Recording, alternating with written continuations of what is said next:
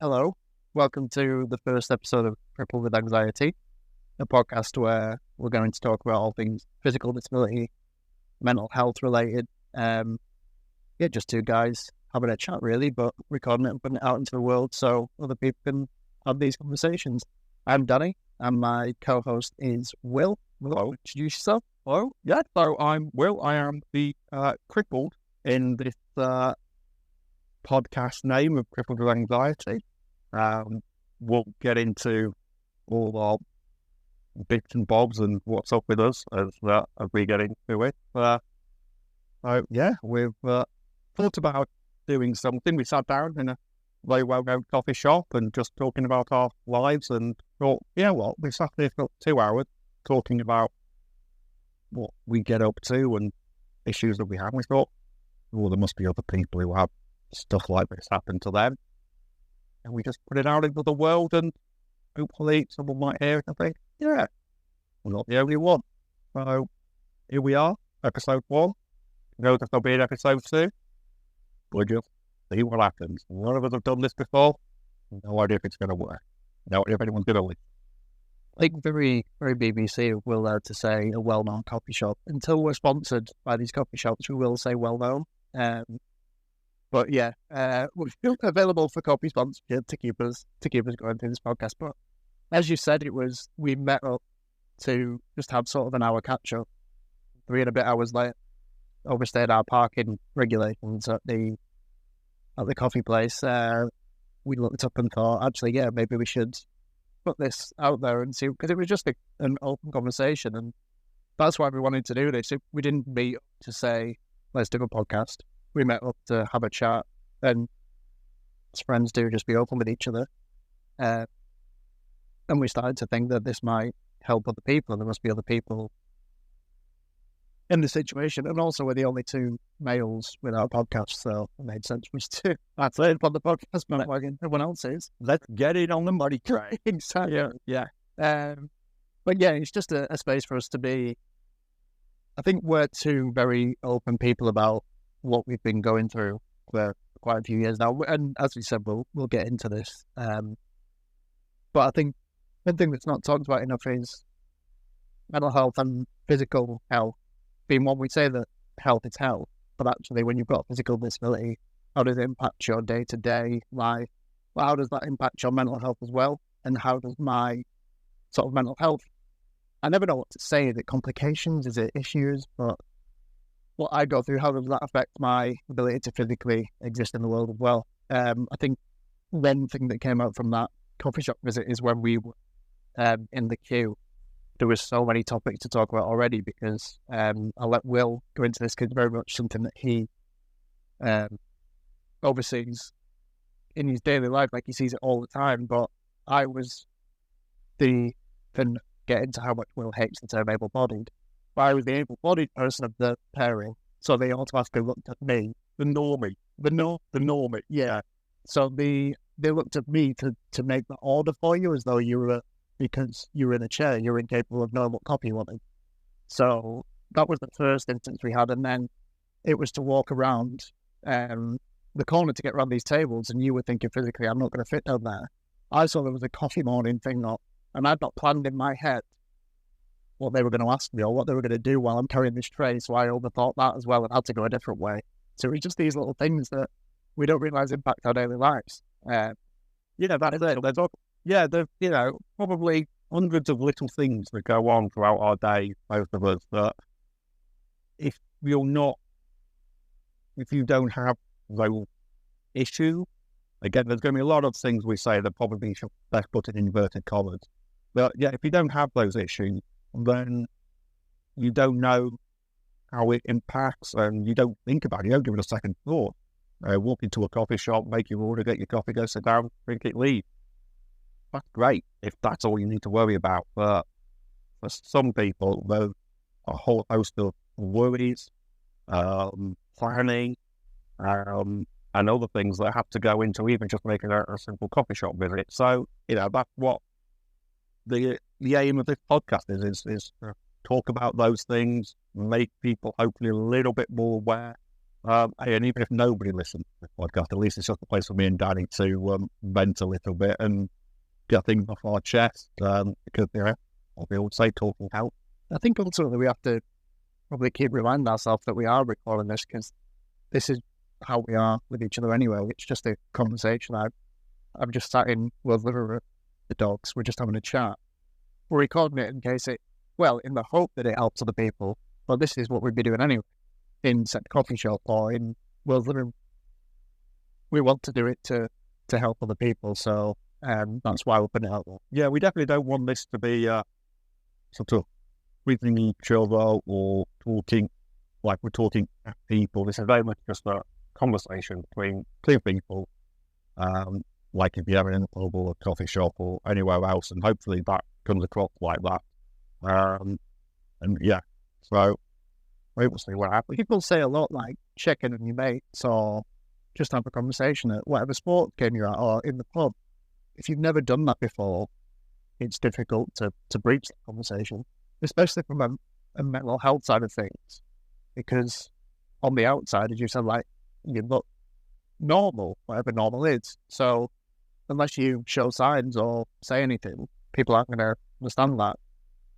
And I suppose you've got the opposite, is that people will see a chair and think, well, something's happened, but I don't want to ask. And that was something that you said to me about, you want people to understand what you've been through, what's going on. And we'll get to that in a second. Again, we're just talking in general. But like, kid looking at you in the street and you saying, like, seeing the parents go, don't stare, or don't, that sort of breeds this idea that, oh, well, there's something different there, or there's something that I shouldn't want to know about. Something we should be embarrassed about. It's not right. Well, I love when kids ask questions, because they're inquisitive, and how else are you ever going to learn in this world? If you don't ask questions. I mean, in one of my other roles, I coach American football, and we always say to our players, ask questions, because how else can you learn? If you're shunned away from something, if you're being told, don't look at whatever, as they go, Mummy, why are you not put in a wheelchair? Don't ask that question. I know, ask the question, because then it becomes normal. If things get pushed away and not thought about, that's when people start getting attitude. And they start making it into something that it's not in their head. And talk to people in wheelchairs because that's special. And talk about it. Please talk about it with your kids. And tell them to ask us questions. Obviously, be polite. Don't stare. And all that type of thing. But on the whole, a 5 or 6 year old coming up and asking why you jail, why you, half of them don't even know what a wheelchair is, but why you sat down and moving in that big crowd. Let them ask the questions and let the people respond to them, and just make it a normal conversation to have. Those types of things that sort of bother me quite a lot when we're out and about, because it happens, always happens. On hush corners, kids, you can always hear, Mommy, look at that. Mommy, look over there. And you're thinking, yeah. Now, a drunken group of 20-year-olds doing, look over there, that's normally a whole different ballgame. But, that's not something that is particularly encouraging and, makes me feel quite uncomfortable. But, if you get have those conversations when they're 5 or 6, chances are then we won't get to that stage when they're a bit later. I think we've kind of jumped ahead a bit, I think, here. I was going to say, I think now's a good time why do we feel qualified to be talking about this stuff? And I think if you're comfortable to share your aspect of this, so you've said, I mean, refer to yourself as falling crippled by anxiety, so that means I'm the anxiety, which fills me with anxiety. But why we think that we are qualified to be talking about this stuff and what we've been through, so our stories. So whatever you feel comfortable with sharing in this, and I know that that's going to be a lot because we're recording this and putting it out. So that's it. It's kind of a given that we're happy with it. But again, that just briefly to say, we are comfortable talking about all this, but that's not something that happened overnight. This wasn't like, oh, wow, okay, I have X wrong with me. Go talk about it. It takes a long time, I think, for a lot of people to process things that happen to them and to get to that stage where they're comfortable with. So, I don't think this is going to be immediate and, oh, yeah, that's fine. I've got this wrong with me. I'm going to go talk about it now. It's not like that.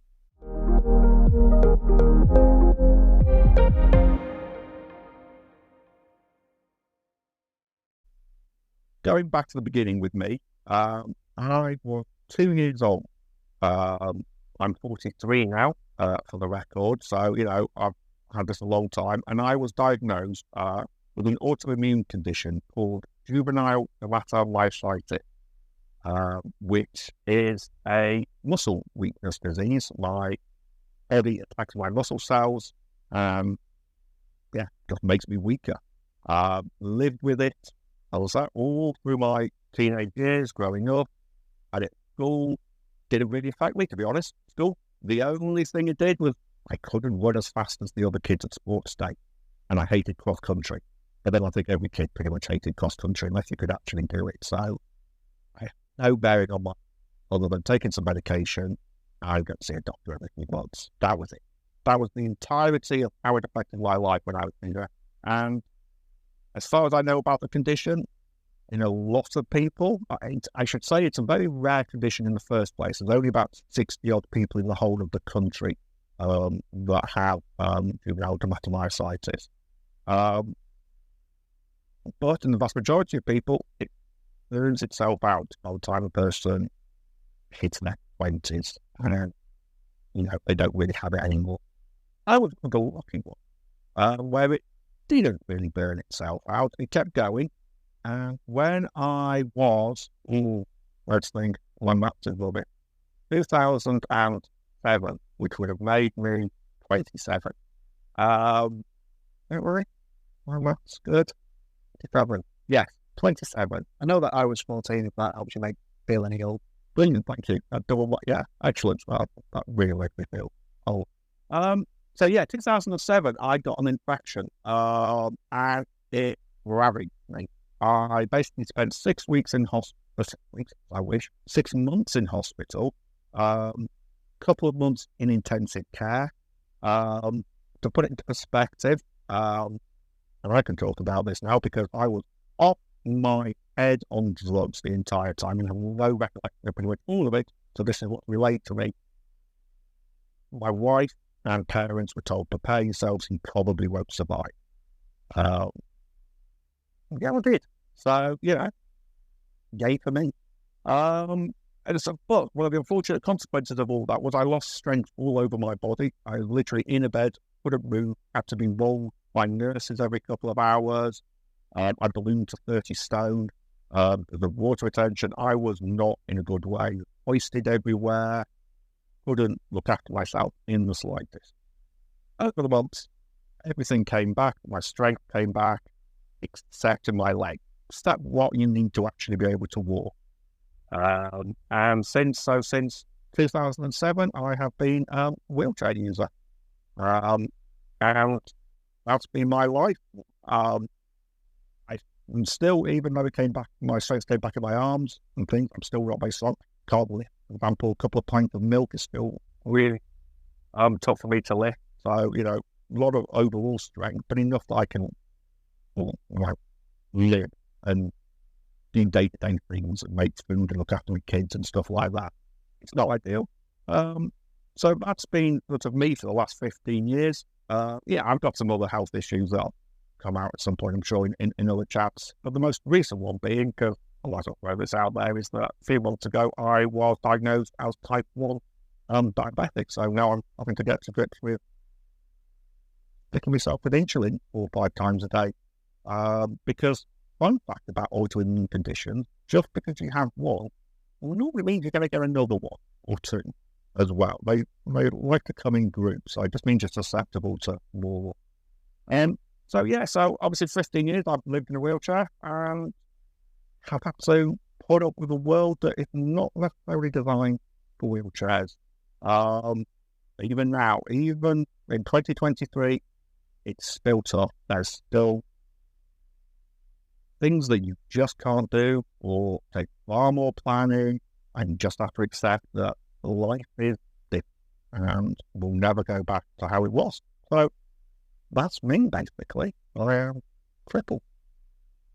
I mean, it's weird because even though we're good friends, we met coaching American football, which when you were first going through that, I'm sure isn't something that you thought you'd ever be able to do or ever feel like you'd be in a position to, especially when doctors, specialists are telling your family may not survive this.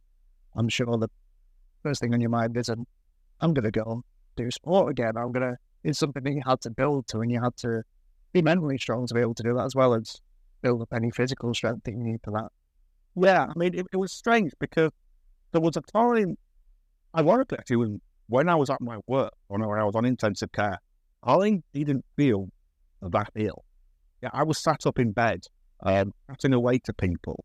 And you can see the doctors whispering, like, doing this, we should be, flat out or doing things. So and at that time in my life, I was heavily into cars. And we had it was the summer, and we had a car festival coming up that I was hoping to arrange my car to go to. And I'm like, am I going to be out? 4 weeks away till this car meet. Am I going to be? I'll be able to go to that. Don't worry. Everyone's going, yeah, you'll be fine. Don't worry. You'll make it that. So for that period, I'm like, yeah, no worries. I'll be good. Don't worry. I'll be out. And then the realization, actually, once I'm transferred off intensive care and I'm put on a normal ward, and I'm not out of bed within a week. I can't stand up. I can't roll over. And then there's this realization of, oh, okay, I might not be dying anymore, but I'm not well. And it's weird because doctors and nurses have this sort of way that they're treating you medically. And medically, 4 months down the line, I was fine. I wasn't going to drop dead. What was in me that almost killed me had gone. I was left with the consequences. But medically, I was fine. Wasn't going to drop dead. Yet I couldn't walk, couldn't feed myself. But they were talking about guiding me because medically I was fine. There was this horrible realization. Like, well, I'm not fine. I can't lift my legs. I can't stand up. I can't walk. What do you mean you're going to discharge me? And I was like, you're okay. There's nothing actually wrong with you now. The consequences. And, God bless the NHS, 6 months in the hospital and doesn't cost me a penny for all you American listeners out there. They're not built for consequences. They're not built for what you're left with. They're brilliant at getting rid of whatever's causing the problem. Consequences, not so much.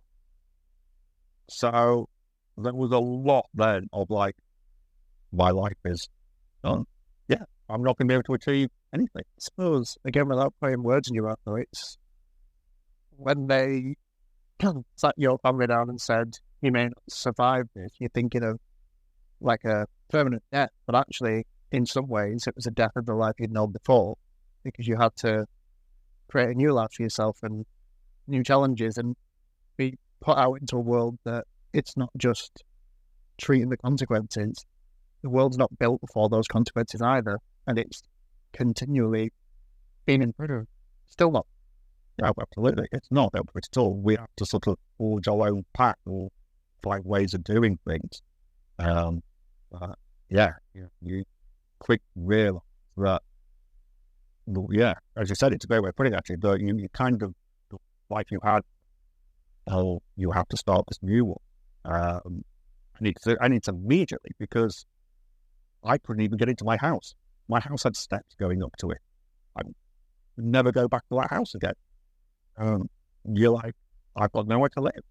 I've got my wife, but girlfriend at the time, and we're like, what do we do?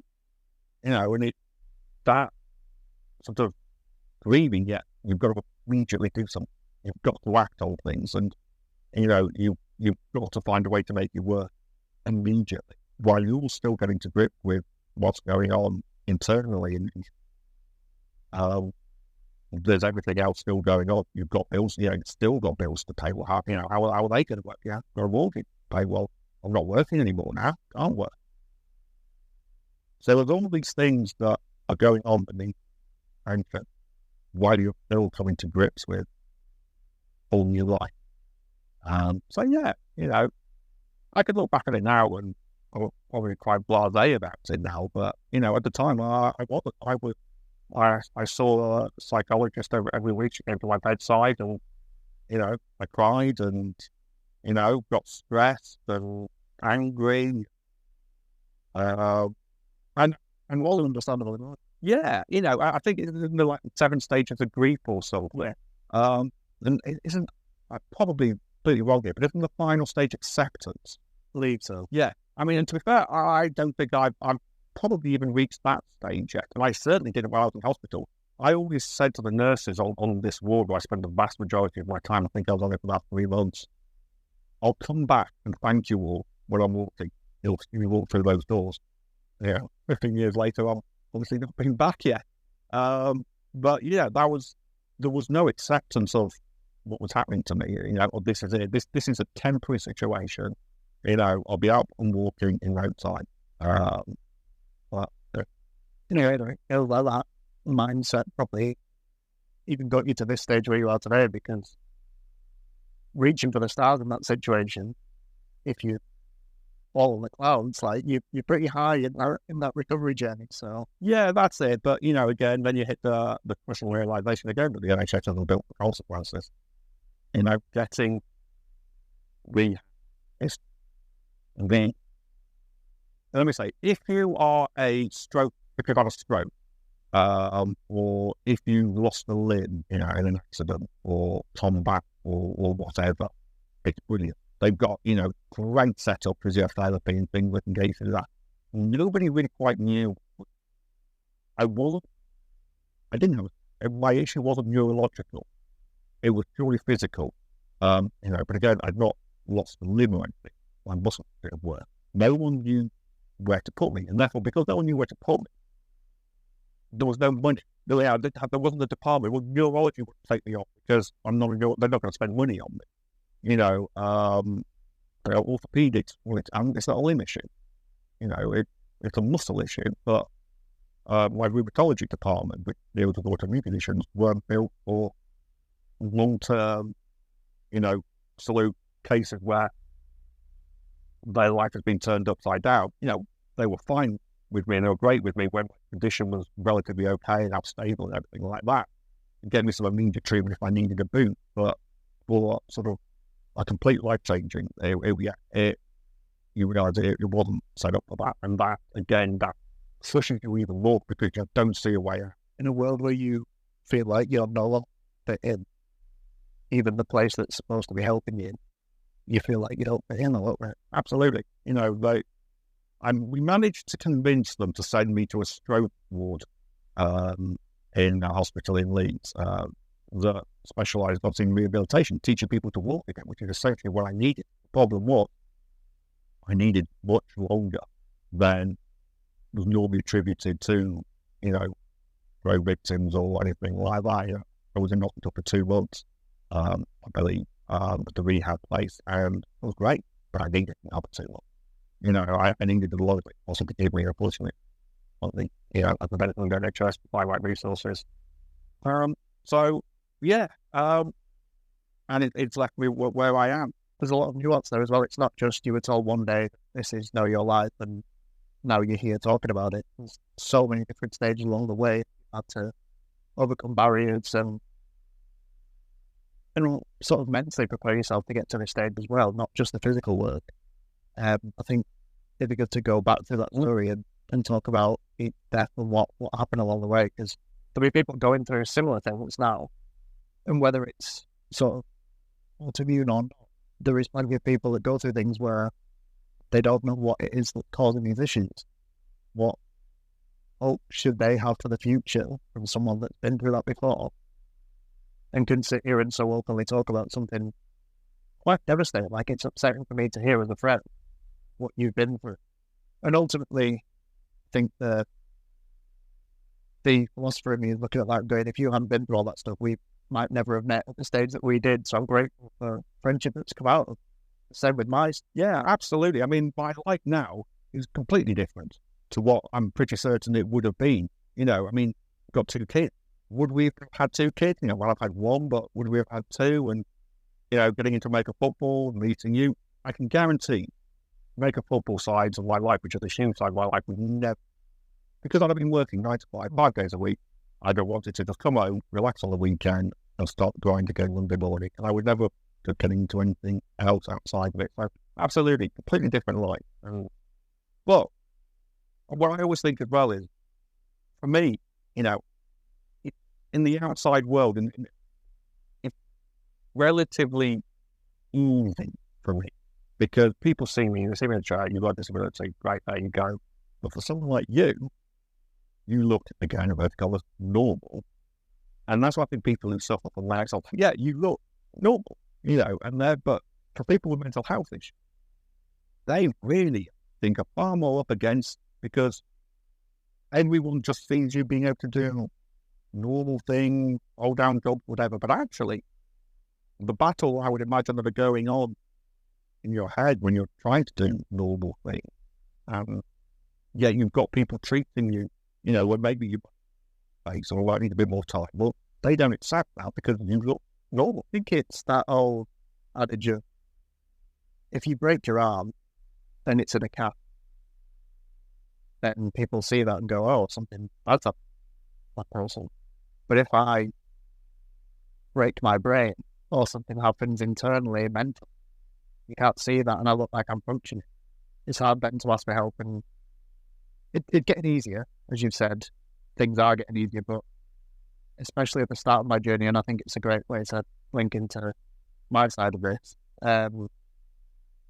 Yeah, it's difficult to breach that because you do look normal. You are home, you know, you're paying all your bills, your mortgage. There's nothing physically to the outside world wrong with you, because I think you fit into a box of, well, if I can just survive 9 to 5, I'll go home and crash and no one will see that side of me. And you can do that to an extent before it becomes way too much, and that's when you're sort of screaming for help rather than just telling people you're not okay.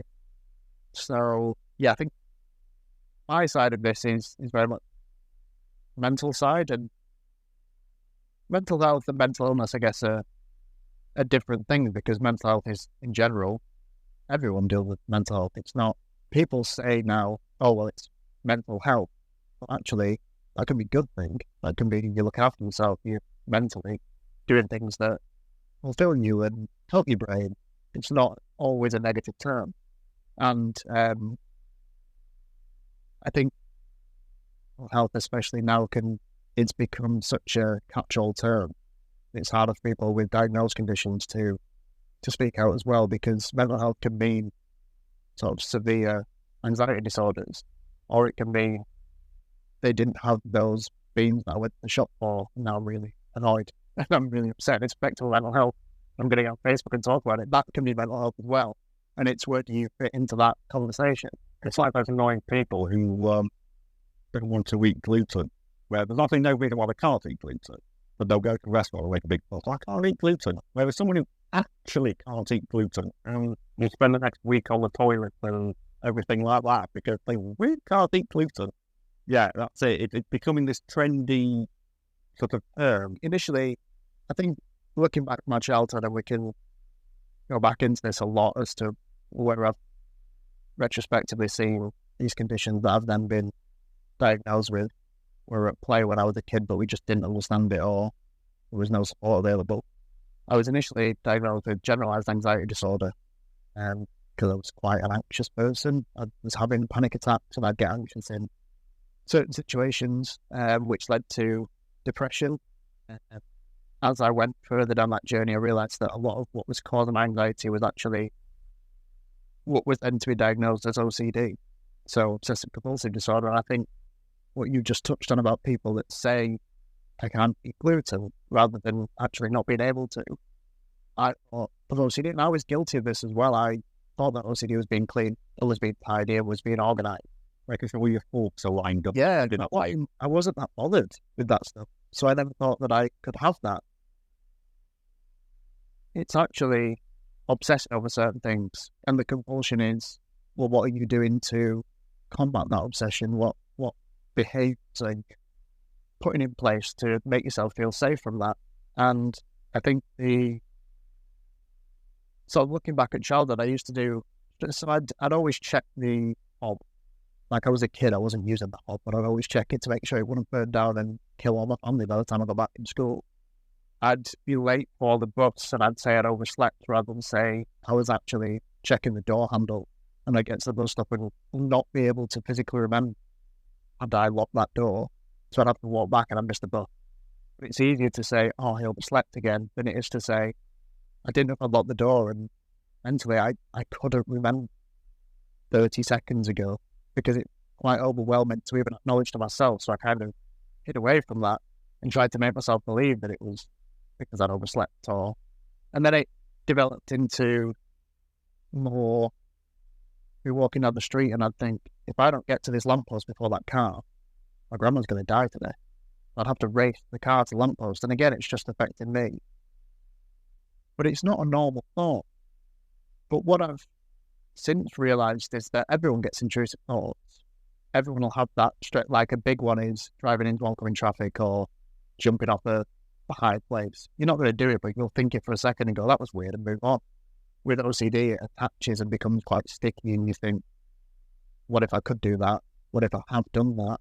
And you start to, a lot of my stuff is mental compulsion, so I'll think, what did I do in that situation? Did I actually push someone off that building? I've driven back over speed bumps because I've driven over the speed bump, gone about a mile down the road and go, was that a body? So I'll drive back and make sure it wasn't, and I'll get back to the place and go, oh, no, there's nothing there. My anxiety will come down because I've done this compulsion. And then I'll drive off again and I'll think, oh, but the body will be moved. And my anxiety spikes again, so I'll look at my dash cam footage and go, oh, there's nothing there. So it comes down again, and then it'll spike again because I'll think, oh, well, yes, because it wasn't con at that point. I said it becomes a really sticky thing, and it's awful. And I think I'm also going through, at the minute, an ADHD diagnosis. I keep saying I'm an IBS diagnosis away from completing the alphabet. That's what I keep telling people. But the fact that I've got anxiety disorders coming out my arse probably means IBS isn't far away.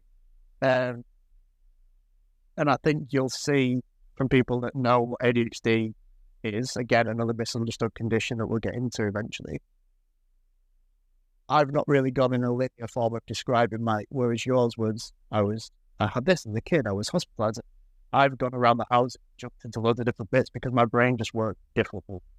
And for many years, I tried to fit into whatever I thought was normal and that the majority of the population did.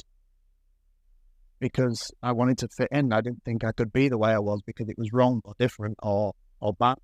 And ultimately now I'm at a stage where I know that thoughts are thoughts, and whether bad or indifferent, it's just a thought and it doesn't impact me as much as it once did. For many years I tried to fit into that normal box and look normal.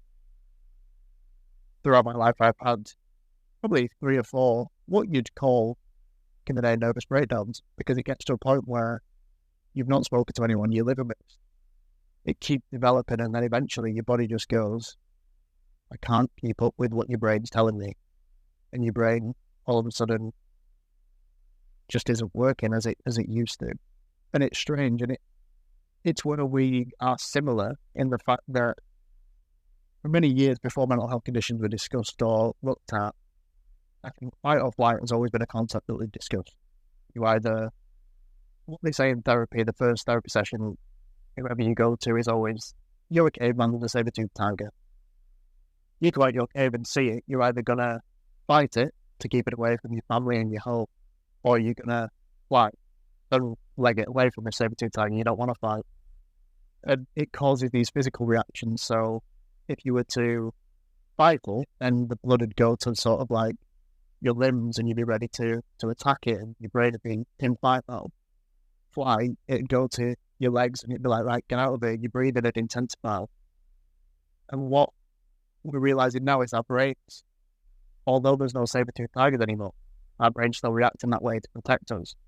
So you do get panic attacks, you get all these breathing complications, your limbs feel tense and ready to fight or run away. Or things like, oh, I forgot that I've got to get to that appointment and I'm stressed about it. Now it's the same physical reaction. And I think, again, coming back to where we are similar, you always think that fight or flight reacts to external factors. So something attacking me or something attacking my family or friend, you don't expect that to be your own brain or your own body, which is obviously what you had. It's an autoimmune thing. Your healthy cells are going, I'm going to attack healthy cells. And my brain is going, I'm trying to protect you by making up scenario to protect you from. And it's something that, yeah, you don't expect to happen. But as you've seen, I've gone around the houses talking about that, and I can talk about that for days, and we'll get into it with a more structured approach, I think, where Will can lead the conversation, because, as I've said, I flip from different things, but this is me in my unedited, unaltered form, discussing things. So I talked about briefly, the kids in the street, or the interactions that they have with people, with their mum, and how that impacts on me. Do you get similar sort of things going on, or in your head, are you thinking, oh, Will always pointing at me?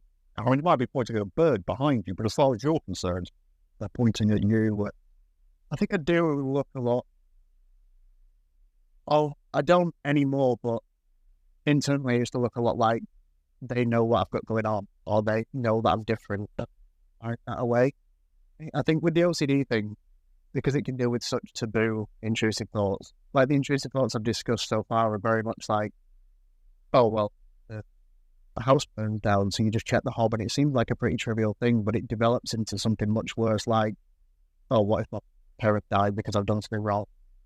But the way it's probably worth getting into this briefly now, is I had a breakdown a couple of years ago because it was during lockdown. So I take sertraline, so I'm on antidepressants for anxiety, and it's good for OCD, just to keep me balanced. And for years I wasn't. But I was playing American football, I was coaching, I was in a good place with friends and family. All of a sudden, I was thrown into a lockdown. I'd come off my tablets, I thought I was in a good place, and I couldn't do any of these mechanisms that I put in place to help me mentally. I was just stuck in the house all the time, and the world's always burning, it seems, which is why the news is a trigger point for people with anxiety disorder. I mean, even if you have, they just don't watch the news. Yeah.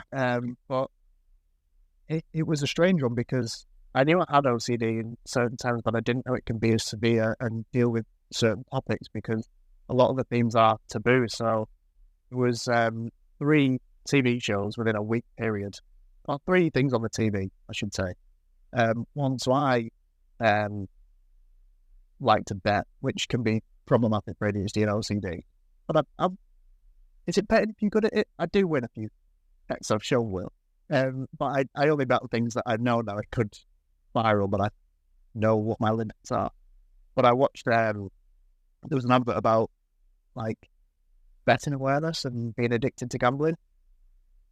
And immediately I just got a little thought, like, you're addicted to that, you need to close all your accounts, you're going to lose your house, and it goes from 0 to 100 very quickly, and before you know what's happening, you're already in throes of an OCD sort of mental breakdown.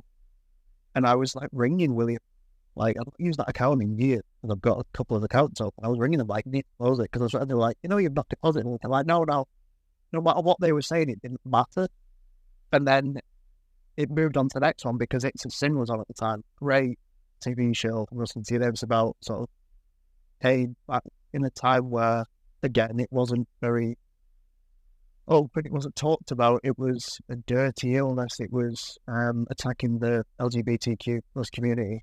And it was a beautiful show and very harrowing at times. But I watched that, and the one thing I couldn't get out my head was, what if I've got that?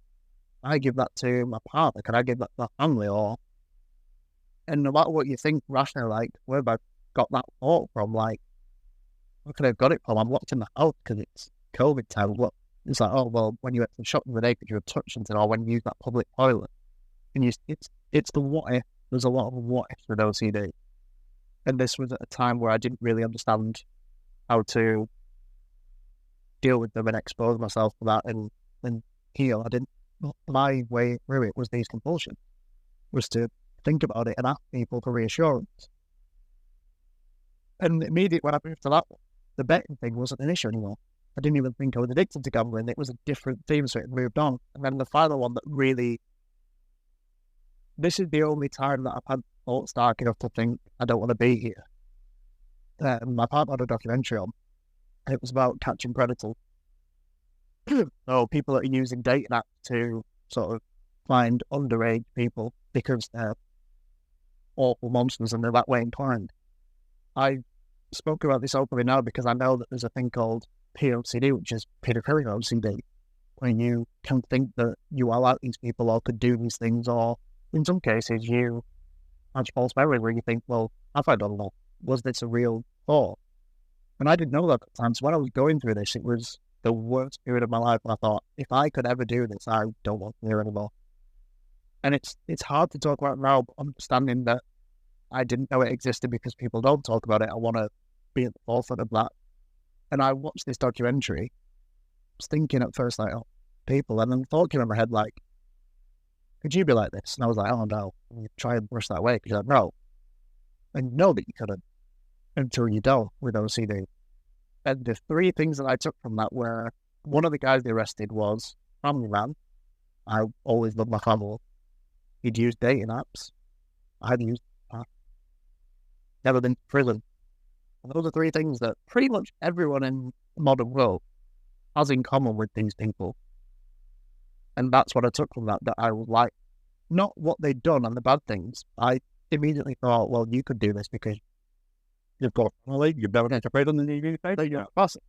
And some people might have that thought and go, that'd be weird. That's awful. That's a dark thought. Mine sent me down a rabbit hole. Like, I was going back to try and find messages I'd sent on social media or anything before I was with my partner. I've been with her a few years. Like, I've not been on dating apps in that time, but I was like, have I accidentally said something? Have you? Like, no, I've not. Friends reassured, bring the anxiety down. And then I'd go, well, they're just telling me that. They don't want to acknowledge that I'm just more full of the friends. And they wouldn't think anything of it. They'd think, I've told you you're not. What are you talking about? Basically, no chance that anybody could have given that would have put your life at ease. No matter what someone told you, there was reason. I didn't know at the time that OCD seeks certainty and certainly doesn't exist in any capacity. And I thought compulsions were the way through to get reassurance, to be told that I've not done that. And the one thing that got me was, well, what if you blacked out when you did that and you don't remember? So bad what you've done that you don't remember. There's no coming back from it. Because once you've had that thought, you can never prove because you'd blacked out or you've hidden it away. And I was thinking, like, every time a car drove past, I was like, that's the police coming for me. Had I not watched that documentary, I knew that I wouldn't have had these thoughts. I wasn't having them an hour before. Never had them before.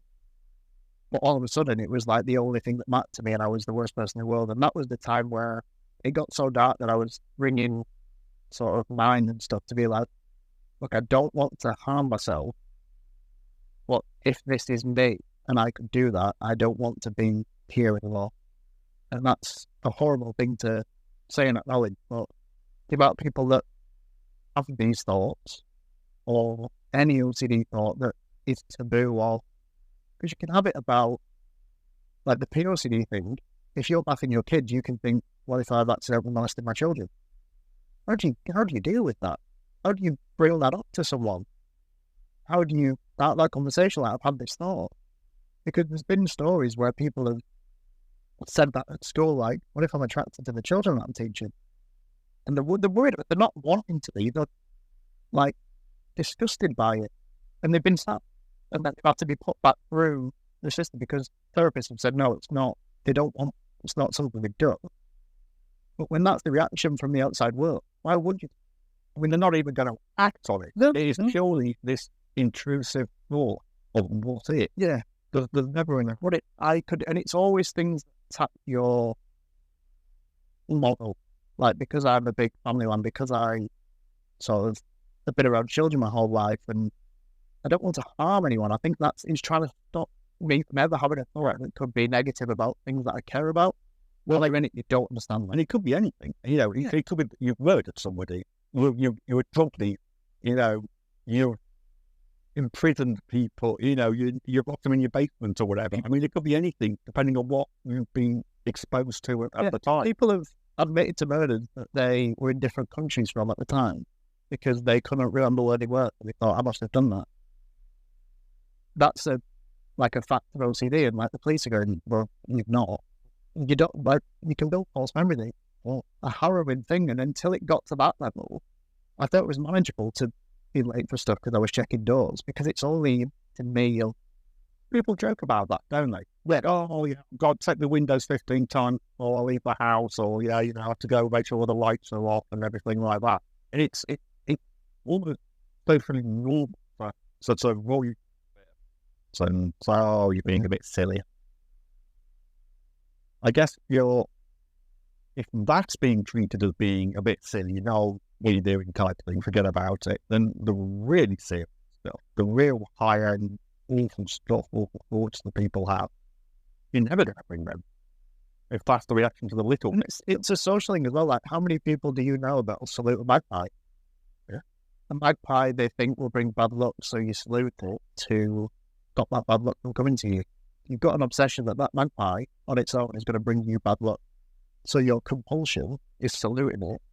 You think that you've had an impact on that.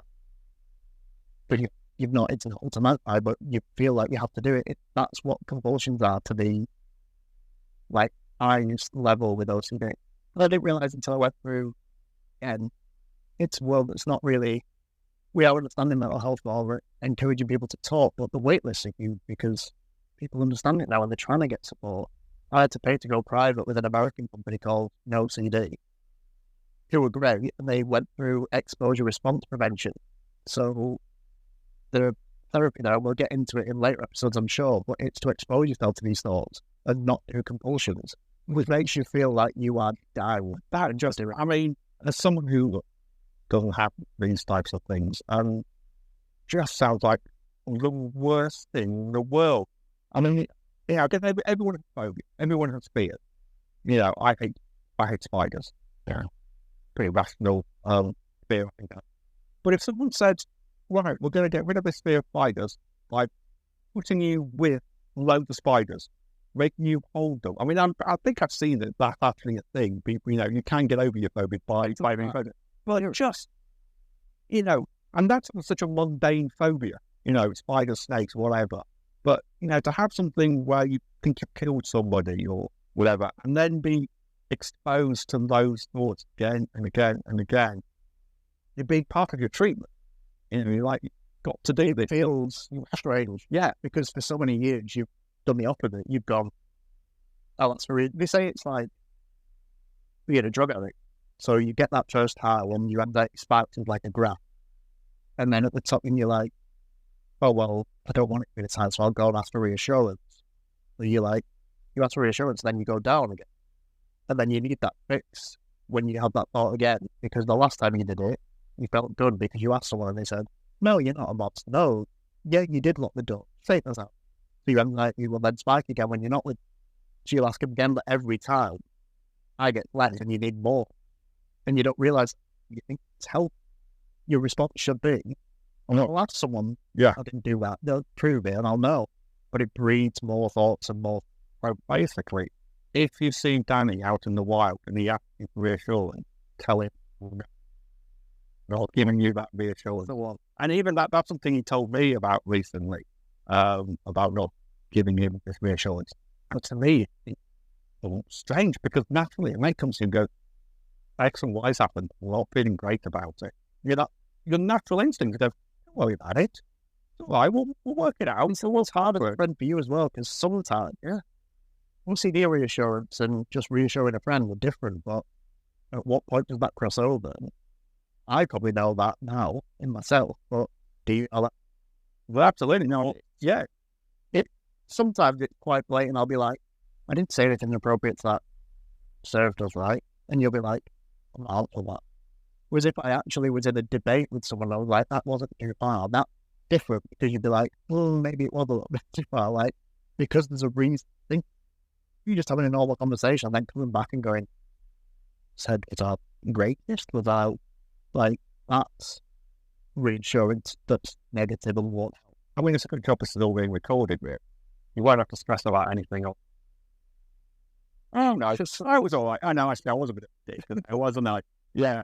Yeah, it's I think one of the fun ways to describe. Fun way, yeah. I have to try and be fun about this kid. Or another way. But there's a guy outside that's shouting at the sky, and someone comes over and goes, "What are you doing?" And he's like, "Oh, I'm shouting so these dragons don't come and attack everyone." And the guy goes, "Well, there is no dragons." And the one that was shouting goes, "Well, because I'd be doing that." The system works. Yeah, so that's exactly what I'm going through on a day-to-day basis, and it's difficult. A bit of a taste. Oh, a bit of a taste. I mean, I think we've probably droned on for a while. But hopefully you see where we're coming from and why we thought about doing this podcast. Because we are not the only one. Absolutely not. Especially, as Danny said, with the rise now in people recognising mental health conditions and knowing that they need to talk. Despite all the campaigns out there, a lot of them aimed at men quite rightly, because we are the one sort of band of people that don't like to talk about these things. That macho image still permeate all those things that we do. Talk about it. Nothing is too weird. Nothing is too strange. Nothing is ever that bad that you can't talk about it, as opposed to taking the other one, which doesn't help. It just doesn't help any. So, that's why we're doing this. And hopefully we reach one person. Even if we reach one person that they're like, do you know what? I kind of recognise some of those. I think I'm going to go talk to my GP, or I'm going to phone line people to get in touch with us as well, because this is our story, but as you say, people are going through different things at different stages. So for people to tell us theirs as well, it brings more of a conversation, and it allows other people to have an input into us as well, and take it where it's going to go. But as Will says, like, the way out for a lot of men is suicide, and I've lost people to taking their own lives. And what we don't want to say that, and I don't want this to sound crass, but suicide is an option, because it is for many people. What we're trying to do here is offer other options and other ways to get to different answers before you get to that stage. Fears, fortunately, is an option for many people.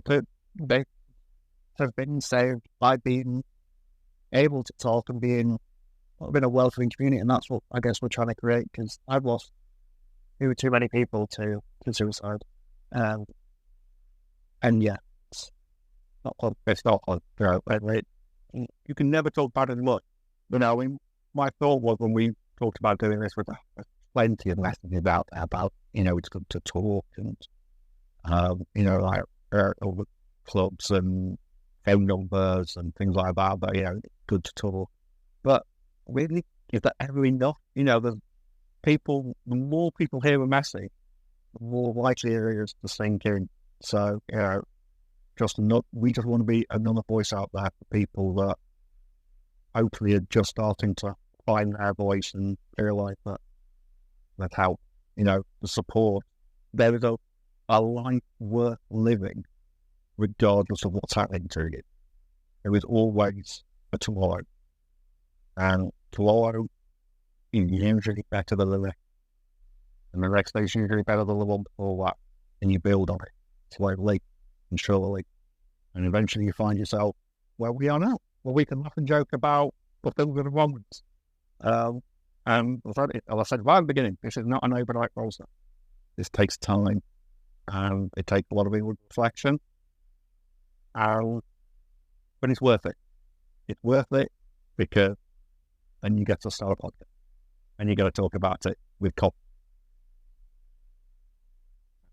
Coffee Dog should have been the name of this podcast in hindsight, but it's too late now. We've made the Instagram account. We are Crippled with Anxiety, and that is how it will remain.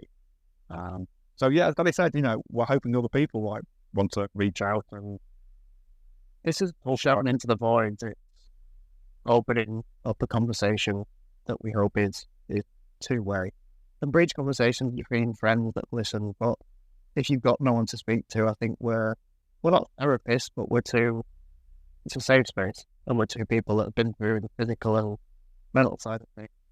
I think we've been through enough therapists between us that we might get like half a degree, half a course credit between us who've got any therapy. Yeah, I think we had it all up. We can probably count ourselves as a joint therapist. But legally speaking, we are not therapists.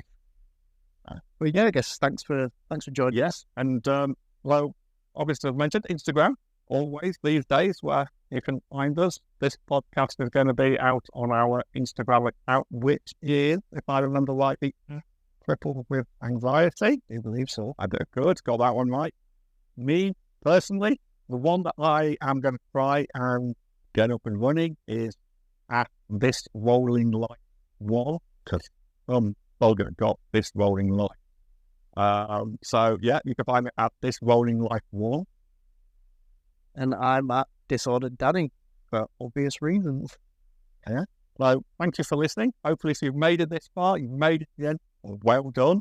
And hopefully we haven't thrown on too much. And we will be back with some more nuggets of information about being crippled with anxiety. To steal from Trick the Gum Dancing's Keep Dancing, I think we'll sign this off with Keep Talking. Keep talking.